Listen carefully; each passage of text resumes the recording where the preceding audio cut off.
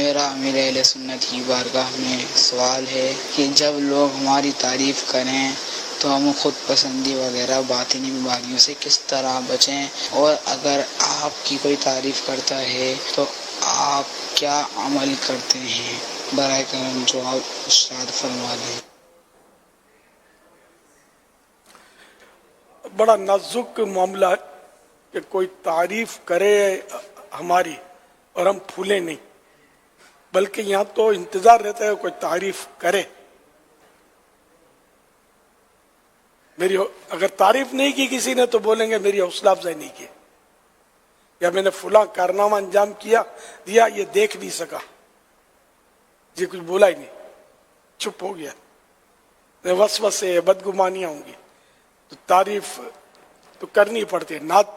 جیسے نعت شریف کوئی پڑھ رہا ہے، اب آپ پوری نعت شریف ہو جائے اور کوئی آواز ہی نہ نکالے، نہ سبحان اللہ بولے نہ صلی اللہ بولے، نعت خواہ کو مزہ نہیں آئے گا، وسوسے آئیں گے۔ یہ جنرل بات کر رہا ہوں، تو اس کو وسوسے آئیں گے کہ یار سب خشک ہے، کیا پتا نہیں ہے اردو سمجھتے نہیں سمجھتے، یا بالکل ڈھیٹ ہے تو یہ نہیں پتا کہ میں آقا کی شناخوانی کر رہا ہوں، بولے ہی نہیں کچھ۔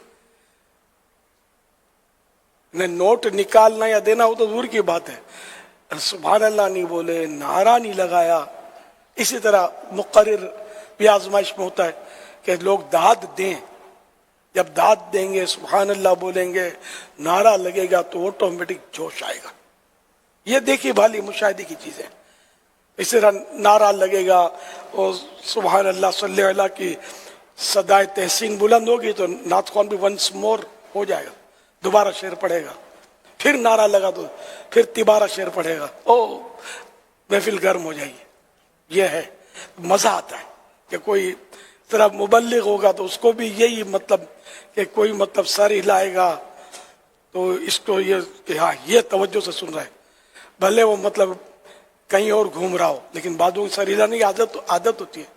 اس کو جھنجھوڑ کے پوچھو نا کہ کیا کہا مبلغ نے تو پتہ نہیں ہوگا، یوں کر رہا ہے، یہ عادت ہوتی ہے باتوں کی۔ لیکن یہ سر ہلانا چاہیے تاکہ مبلغ تھوڑا یوں بولے، تھوڑا اچھا بولے۔